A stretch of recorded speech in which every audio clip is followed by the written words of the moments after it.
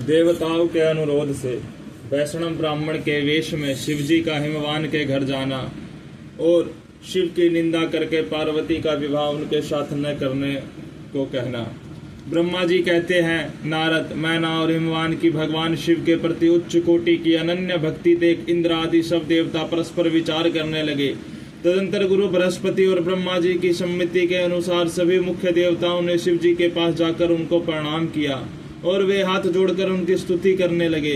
देवता बोले, देवदेव महादेव करुणांकर शंकर, हम आपकी शरण में आए हैं, कृपा कीजिए। आपको नमस्कार है स्वामी।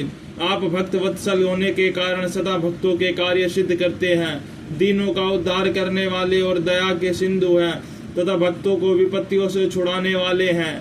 इस प्रकार महेश्वर की स्तुति करके इंद्र सहित संपूर्ण देवताओं ने मैना और हिमवान की अनन्य शिव भक्ति के विषय में सारी बातें आदर पूर्वक बताई। देवताओं की वह बात सुनकर महेश्वर ने उनकी प्रार्थना स्वीकार कर ली और हंसते हुए उन्हें आश्वासन देकर विदा किया। तब सब देवता अपना कार्य सिद्ध हुआ मानकर भगवान सदाशिव की प्रशंसा करते हुए शीघ्र अपने घर को लौटकर प्रसन्नता का अनुभव करने लगे।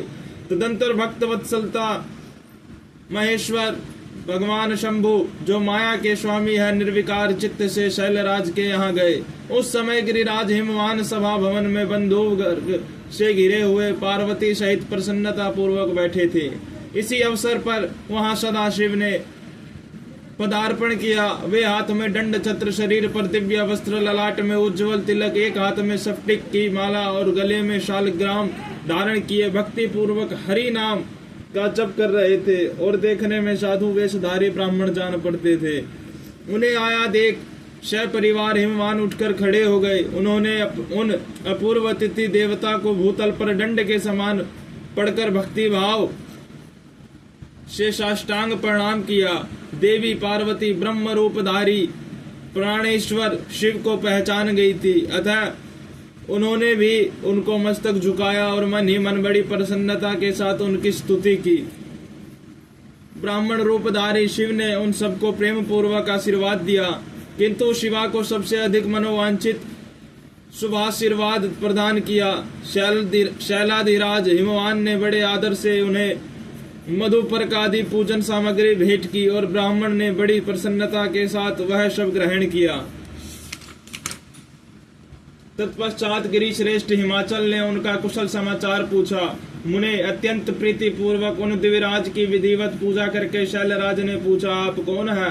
तब उन ब्राह्मण शिरोमणि ने गिरिराज से शीघ्र आदर पूर्वक कहा। वे श्रेष्ठ ब्राह्मण बोले, गिरि श्रेष्ठ, मैं उत्तम विद्वान वैष्णव ब्राह्मण हूँ और ज्योतिषी की वृत्ति का आश्रय लेकर भूतल पर भ्रमण करता रहता हूँ। मन के सामने मेरी गति है, मैं सर्वत्र जाने में समर्थ हूँ और गुरु की दी हुई शक्ति से सर्वज्ञ परोपकारी शुद्ध आत्मा दया सिंधु और विकार नाशक हूँ। मुझे ज्ञात हुआ कि तुम अपनी इस लक्ष्मी शरीकी सुंदर रूप वाली दिव्य सुलक्षणा अपनी पुत्री को एक आश्रय रहित असंग कुरूप और गुणहीन वर महादेव जी के हाथ में देना चाहते हो। वे रुद्र देवता अमरघट में वास करते हैं, शरीर में सांप लपेटे रहते हैं और योग साधते फिरते हैं। उनके पास पहनने के लिए एक वस्त्र भी नहीं है, वैसे ही नंग धड़ंग घूमते हैं। आभूषण की जगह सर्प धारण करते हैं। उनके कुल का नाम आज तक किसी को ज्ञात नहीं हुआ। वे कुपात्र और कुशील हैं, स्वभावतः विहार से दूर रहते हैं, सारे शरीर में भस्म रमाते हैं, क्रोधी और अविवेकी है। उनकी अवस्था कितनी है यह किसी को ज्ञात नहीं। वे अत्यंत कुतिष्ठित जटा का बोझ सदा सिर पर धारण किए रहते हैं। वे भले बुरे सबको आश्रय देने वाले भ्रमणशील नागहारधारी भिक्षुक कुमार्ग परायण तथा हठ पूर्वक वैदिक मार्ग का त्याग करने वाले हैं। ऐसे अयोग्य वर को आप अपनी बेटी ब्याहना चाहते हैं? अचलराज, अवश्य ही आपका यह विचार मंगलदायक नहीं है। नारायण कुल में उत्पन्न ज्ञानियों में श्रेष्ठ गिरिराज, मेरे कथन का मर्म समझो। तुमने जिस पात्र को ढूंढ रखा है वह इस योग्य ही नहीं कि उसके हाथ में पार्वती का हाथ दिया जाए।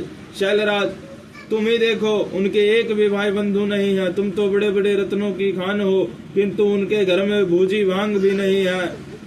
वे सर्वथा निर्धन है। गिरिराज, तुम शीघ्र ही अपने भाई बंधुओं से, मैना देवी से, सभी बेटों से और पंडित से भी यत्न पूर्वक पूछ लो, किंतु पार्वती से न पूछना, क्योंकि उन्हें शिव के गुण दोष की परख नहीं है।